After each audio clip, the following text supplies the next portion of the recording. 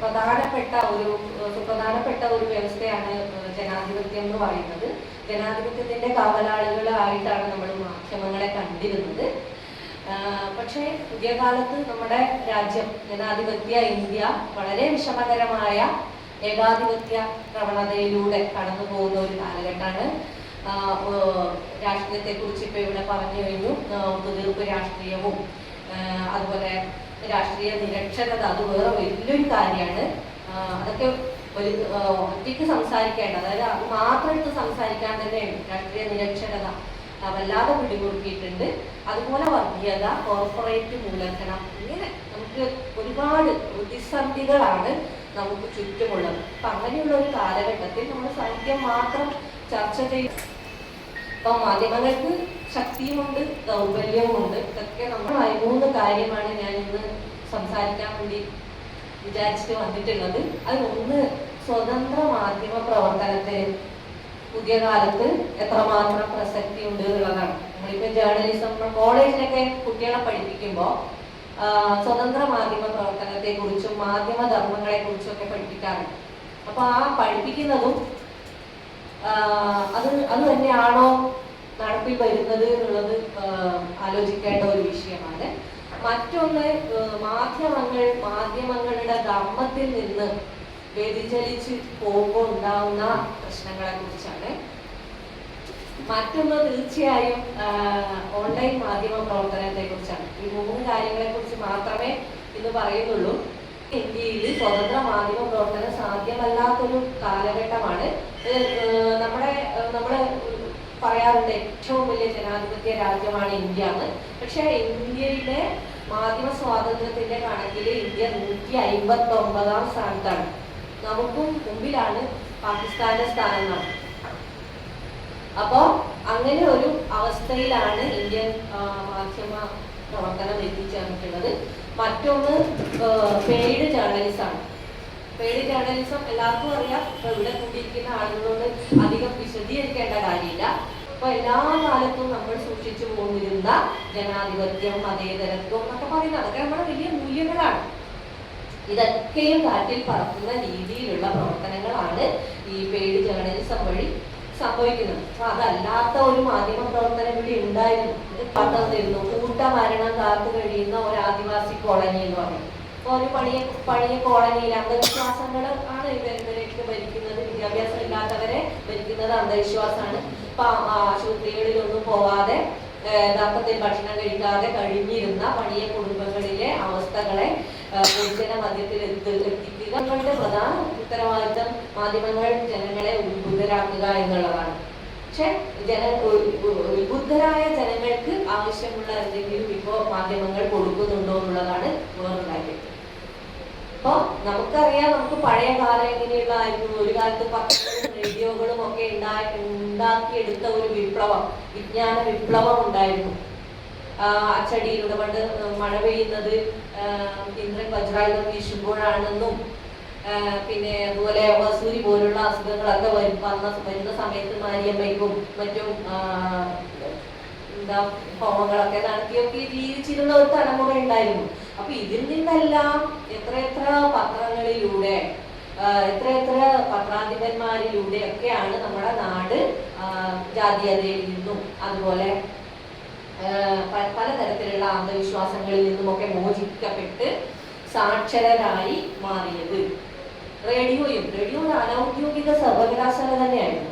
നിരക്ഷരരായ ജനങ്ങൾക്ക് വിജ്ഞാനം വിളമ്പുക എന്നുള്ളത്, പലതരത്തിലുള്ള അറിവുകൾ അവരിലേക്ക് കൈമാറുക, കൃഷിയിലേക്കും മറ്റും ജനങ്ങളെ വഴിതിരിച്ചു വിടുക, റേഡിയോ നാടകങ്ങൾ, വിഖ്യാതമായ കൃതികൾ പോലും ജനങ്ങളിലേക്ക് എത്തിക്കുക. അപ്പൊ ആ രീതിയിലുള്ള ഒരു പ്രവർത്തനമൊക്കെ പത്രങ്ങളുടെ ഭാഗത്ത് നിന്ന്, റേഡിയോയുടെ ഭാഗത്തു നിന്നൊക്കെ ഉണ്ടായിരുന്നു. അങ്ങനെ പ്രബുദ്ധരായി മാറിയ ഒരു ജനതയാണ് ഇന്ന് ഈ കാണുന്ന കബളിപ്പിക്കലൊക്കെയും നടത്തി വരുന്നത് എന്നുള്ളതാണ്. ില്ലെങ്കിൽ നമ്മൾ ഈ പറയുന്നതിനെ കൊണ്ടൊന്നും ഒരു കാര്യമില്ലാതായി മാറുന്നില്ല. ഇപ്പൊ നമുക്ക് മറ്റൊരു പ്രധാനപ്പെട്ട കാര്യം ഇതിന്റെയൊക്കെ വിശ്വാസ്യതയാണ്. പുതിയ വാർത്തകളുടെ വിശ്വാസ്യത. നമ്മൾ രാവിലെ എണീക്കുമ്പോൾ യാഥാർത്ഥ്യം നമ്മൾ ചിലപ്പോൾ ടെലിവിഷനിൽ തിരയേണ്ട അവസ്ഥ, ടെലിവിഷനിൽ കാണുന്ന വാർത്തയുടെ യാഥാർത്ഥ്യം പത്രത്തിൽ തിരയേണ്ട അവസ്ഥ. ഈ രീതിയിൽ ഒരു വിശ്വാസ്യത ഇല്ലായ്മ, ഇതിപ്പോ പുറം ഹാളാണ്, ഇവിടെ പത്രക്കാരൊക്കെ ഉണ്ടോ എന്ന് എനിക്കറിയില്ല.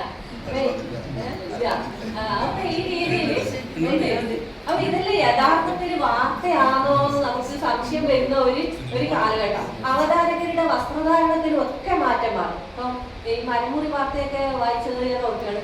കൈലി മുണ്ടും പിന്നെ ഇട്ടിട്ട് വീരപ്പന്റെ ഒക്കെ ഒരു സ്റ്റൈലിലൊക്കെ ബാക്ക്ഗ്രൗണ്ടില് പിന്നെ എന്താ ലോറിയൊക്കെ ആയിട്ടുള്ള ഒരു വാർത്ത. അതേ അവതാരകൻ നമ്മൾ വേറൊരു സ്ഥലത്ത് ഇപ്പൊ അദ്ദേഹത്തിന്റെ കൂടെ ചർച്ച ചെയ്യുന്നതായിട്ട് കാണുന്നു. അപ്പൊ ഈ രീതിയിലൊക്കെ ഇപ്പൊ ന്യൂസ് മലയാളം എന്ന് പറഞ്ഞിട്ട് അപ്പൊ അത് തന്നെ അവർ സോഷ്യൽ മീഡിയയിൽ കൊടുക്കുന്നുണ്ട്. അപ്പൊ അതിന്റെ താഴെയൊക്കെ ഇങ്ങനെ അശ്ലീല കമന്റുകൾ ഇങ്ങനെ ഛർദ്ദിച്ചിട്ടിട്ടുണ്ട്. അപ്പൊ ആ രീതിയിൽ ആണ് പിന്നെ വാർത്ത കൊടുത്തത്. അപ്പൊ കുറച്ച് എനിക്ക് തോന്നുന്നു നമ്മുടെയൊക്കെ ഒരു കാലം കഴിയുന്നതോടുകൂടി പത്രങ്ങൾ പൂർണ്ണമായും ഇല്ലാതായിക്കൊണ്ടിരിക്കും. ഇല്ലാതാവും. പത്രം കയ്യിലെടുത്ത് വായിക്കുക എന്ന് പറയുന്ന ഒരു സംഗതിയില്ല. പുതിയ കാലത്തെ കുട്ടികൾക്ക് പുസ്തകം അവർ കയ്യിലെടുക്കുന്നില്ല, പത്രവും കയ്യിലെടുക്കുന്നില്ല. അപ്പൊ ആ രീതിയിലുള്ള ഒരു വാർത്ത കഴിയും. മൊത്തത്തിൽ ഒരു വൈറൽ ഭ്രാന്തിന്റെ നടുവിലാണ് നമ്മളെല്ലാം കഴിയുന്നത്. ഇപ്പം ടെലിവിഷൻ ആണെങ്കിൽ എക്സ്ക്ലൂസീവ് വാർത്തകളുടെ പിന്നാലെയാണ്, ഓൺലൈനിലാണെങ്കിൽ വാർത്തകൾ വൈറലാവണം. അപ്പൊ ആ രീതിയിൽ അതിന് പിന്നാലെ അതിലെ സത്യം അന്വേഷിക്കാതെ ഉള്ള ഒരു ഓട്ടപ്പാച്ചിലാണ് നമുക്ക് ഇവരിൽ നിന്ന് കാണാൻ വേണ്ടി സാധിക്കുന്നത്. ഇത് ഏറ്റവും കൂടുതൽ ഭീകരമായി നമുക്ക് അനുഭവപ്പെടുക ദുരന്ത സന്ദർഭങ്ങളിലാണ്, അല്ലെ? ദുരന്ത സന്ദർഭങ്ങളിൽ മാധ്യമധർമ്മം പോയിട്ട് സാമാന്യ ബോധം പോലും നഷ്ടപ്പെട്ടുവോ എന്ന് തോന്നിപ്പോകും. ഇതിനെക്കുറിച്ച് പറയുമ്പോൾ പെട്ടെന്ന് എന്റെ മനസ്സിലേക്ക് വരുന്ന ഒരു കാര്യം, പണ്ട് കുറച്ച് നാൾ മുമ്പ് പോകേണ്ടിയിരുന്നത്, പക്ഷെ സച്ചിയെ കുറിച്ച് ഇവരൊക്കെയും അനുസ്മരിക്കുന്നതിന്റെ ഇടയിൽ നഞ്ചിയമ്മയെ കിട്ടിയ സമയത്ത് അവതാരകൻ പറയാണ്, ഈ അവസരത്തിൽ ആ സിനിമയിൽ പാടിയ ഒരു പാട്ട് പാടാമോ? ആ സിനിമയിലെ പാട്ട് അയ്യപ്പനും കോശി എന്ന് പറയുന്ന സിനിമയിലെ പാട്ടൊന്ന് പാടാമോ? നിങ്ങൾ ഒന്ന് ആലോചിച്ച് നോക്ക്.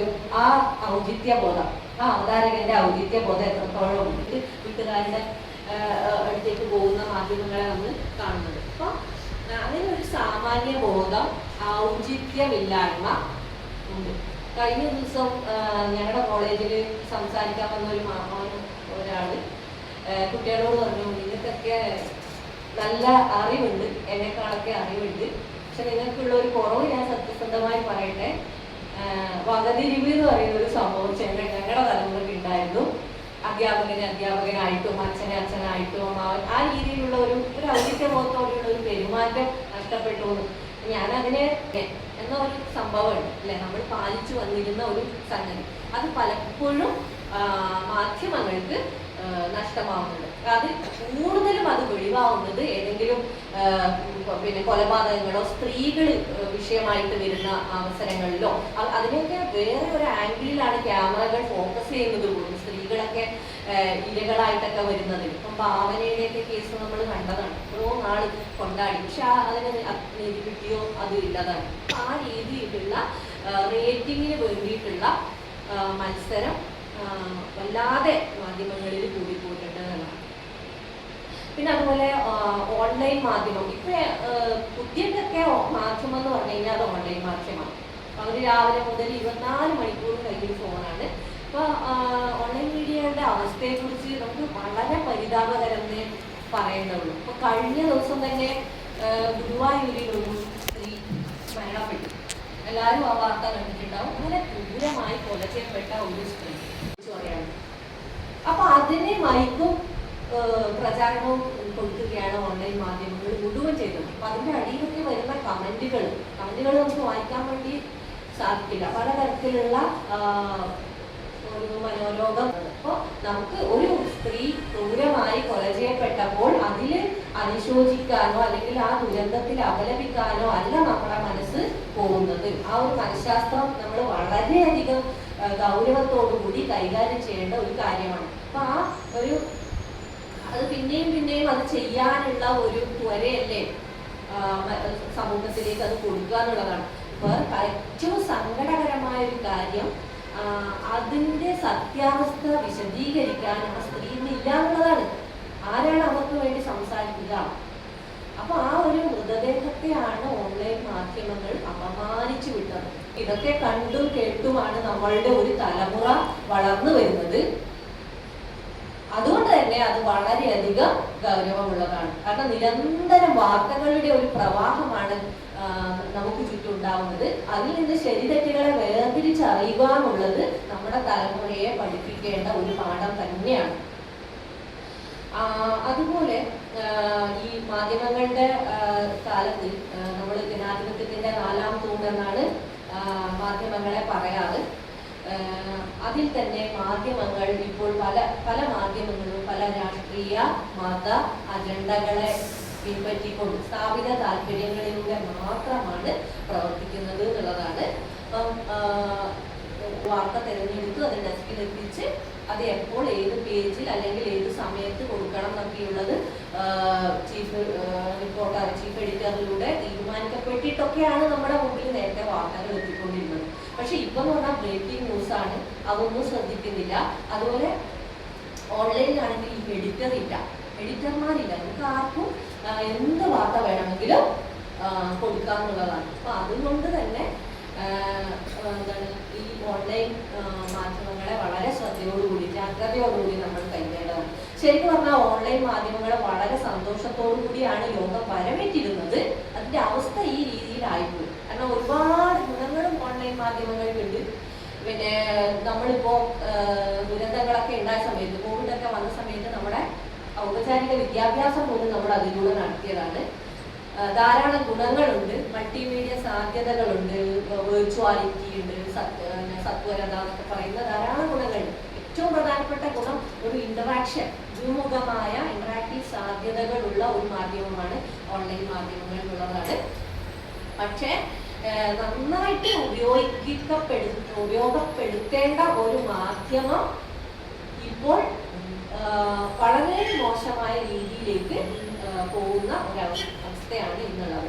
അതുകൊണ്ട് തന്നെ ഏത് മാധ്യമമായാലും ഇപ്പോൾ നമ്മുടെ ചുറ്റുമുള്ള ഏത് മാധ്യമങ്ങളായാലും നമ്മൾ വളരെയധികം ശ്രദ്ധിക്കേണ്ട ഒരു കാലമാണ് കടന്നു പോകുന്നത്. ഇപ്പോൾ പഠിക്കുന്ന പ്രായത്തിലുള്ള കുട്ടികളാണെങ്കിൽ ഏറിയ പങ്കും അവർ മൊബൈൽ ഫോണിലാണ് ഉപയോഗിക്കുന്നത്. അപ്പൊ ഞാൻ ഏത് ചർച്ചയ്ക്ക് പോകാത്ത എന്ന് പറയുന്ന ഒരു പുസ്തകം, പ്രേമനഗരം എന്ന് പറയുന്ന ഒരു novel, Ram care of Anandi, പിന്നെ എൻ മോഹനന്റെ ഒരിക്കൽ, ഈ 4 കൃതികൾ മാറി മാറി വായിക്കുകയാണ് കുട്ടികൾ. ലൈബ്രറിയോട് ഞാൻ ചോദിക്കാറുണ്ട്, എത്ര പുസ്തകങ്ങൾ ഇവിടെ പോകാറുണ്ട്, ലൈബ്രറി കമ്മിറ്റിയിൽ ഞാനുണ്ട്. അന്നേരവും ഈ പുസ്തകം വരേണ്ട താമസം പോകും. അപ്പൊ ഈ രീതിയിലുള്ള, പിന്നെ ഏറ്റവും പ്രിയപ്പെട്ട എന്നോടും ഏറ്റവും പ്രിയപ്പെട്ട നിന്നോടും, അപ്പൊ ഇത്രയും പുസ്തകങ്ങളാണ് ലൈബ്രറികളിൽ നിന്ന് പോകുന്നത്, കുട്ടികൾ വായിക്കുന്നത്. അപ്പൊ ഈ ചർച്ചയ്ക്ക് വരുന്നതിന് മുമ്പേയും ഞാൻ എത്ര പേര് പത്രം വായിക്കുന്നവരുണ്ട്? ഇല്ല. പത്രം വായിക്കുന്ന കുട്ടികളിൽ ഒരാൾ പോലും കഴിപ്പിക്കില്ല. ടെലിവിഷൻ ന്യൂസിൽ അതൊന്നും നമ്മൾ കാണാറില്ല എന്ന് പറയും. പക്ഷെ മൊബൈൽ അവരെ നിരന്തരം ഫോളോ ചെയ്യുന്നുണ്ട്. മൊബൈൽ ഫോണിലാണ് അവർ വാർത്തകൾ കാണുന്നത്. ഇതൊരു യാഥാർത്ഥ്യമാണ്. സമൂഹത്തിന്റെ, അതായത് യുവതലമുറയുടെ ഒരു പരിചയമാണല്ലോ കുട്ടികൾ.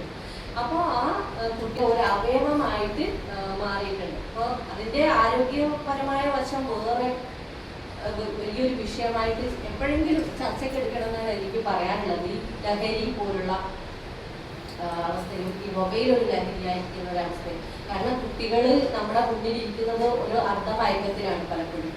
കാരണം 24 മണിക്കൂറും അവർ മൊബൈലാണ്. അപ്പം ആ രീതിയിൽ പുതിയ തലമുറ പൂർണ്ണമായും മറ്റ് മാധ്യമങ്ങളെ കൈയൊഴിഞ്ഞ മട്ടാണ്. അപ്പോൾ അതുകൊണ്ട് തന്നെ അവരെ നിയന്ത്രിക്കുന്നതും നിർണയിക്കുന്നതും ഓൺലൈൻ മാധ്യമങ്ങളാണ്. അതുകൊണ്ട് തന്നെ അവരെ ശരിക്കും പറഞ്ഞു കഴിഞ്ഞാൽ ഓൺലൈൻ മാധ്യമങ്ങളെ നിയന്ത്രിക്കുന്നത് മനുഷ്യരല്ല, അൽഗോരിതങ്ങളാണ്. ഇപ്പൊ എന്തൊക്കെയാണ് ഇതൊക്കെ നിയന്ത്രിക്കുന്നത്? അതിന് പിന്നിലുള്ള വലിയ വലിയ മൾട്ടിനാഷണൽ കമ്പനികളാണ്. അപ്പൊ അവർക്കറിയാം, അവർ ആവശ്യപ്പെടുന്നത് നമ്മുടെ സമയമാണ്, കാണികളുടെ ശ്രദ്ധയാണ്. അത് വർദ്ധിച്ചു കൂട്ടാനുള്ള കണ്ടന്റുകളാണ് ഇട്ടുകൊണ്ടേയിരിക്കുന്നത്. ലൗകികാധിപ്രസരമുള്ള പ്രകോപനപരമായ കണ്ടന്റുകളൊക്കെയുമാണ് അവർ നിരന്തരം കാണുന്നത് എന്നുള്ളത് നമ്മൾ അഡ്രസ് ചെയ്യേണ്ട ഒരു വിഷയമാണ്. അപ്പൊ ആ വാർത്ത ഏതാണ്, വസ്തുത ഏതാണ് എന്ന് തിരിച്ചറിയാനുള്ള ശേഷിയെങ്കിലും അവരിൽ ഉണ്ടാക്കിയെടുക്കേണ്ടതുണ്ട് എന്നുള്ളതാണ്. ഒന്നിനെ കുറിച്ചും ചോദ്യം ചെയ്യാത്ത, ഒന്നിനെ കുറിച്ചും ചിന്തിക്കാത്ത വെറും ഒരു സ്ക്രോളിംഗ് സമൂഹമായിട്ട് നമ്മൾ മാറരുത് അതിന് വേണ്ട പ്രവർത്തനങ്ങൾ ഇത് ശരിക്കും പറഞ്ഞു കഴിഞ്ഞാൽ പാരന്റ്സ് ഒറ്റയ്ക്ക് വിചാരിച്ചാൽ സാധിക്കുന്ന കാര്യമല്ല, ടീച്ചേഴ്സ് മാത്രം വിചാരിച്ചാൽ പറ്റുന്ന കാര്യമല്ല. മൊത്തത്തിലുള്ള ഒരു മാറ്റം ഉണ്ടാവേണ്ടതുണ്ട്. ഞാൻ ഇത് സംസാരിക്കുന്നത് എൻ്റെ കൂടെ ഞാൻ കൈകാര്യം ചെയ്യുന്ന ആ കുട്ടികളുടെ കൂടെ നന്മയെ കുറിച്ച് ആലോചിച്ചാണ്. പോകുന്ന വേദികളിലെല്ലാം ഞാൻ ഇത് സംസാരിക്കാൻ ശ്രമിക്കാറുണ്ട്. ഇത്തരത്തിലുള്ള ഒരു ലഹരി എന്തും അമിതമായാൽ അത് ലഹരിയാണെന്നാണ് പറയാറ്. അപ്പൊ ആ ഒരു ലഹരിയിൽ നിന്ന് നമ്മുടെ കുട്ടികളെ മോചിപ്പിക്കേണ്ടതുണ്ട്. പറ്റാവുന്നിടത്തോളം എന്നാൽ ടീച്ചർക്ക് തന്നെ പറഞ്ഞു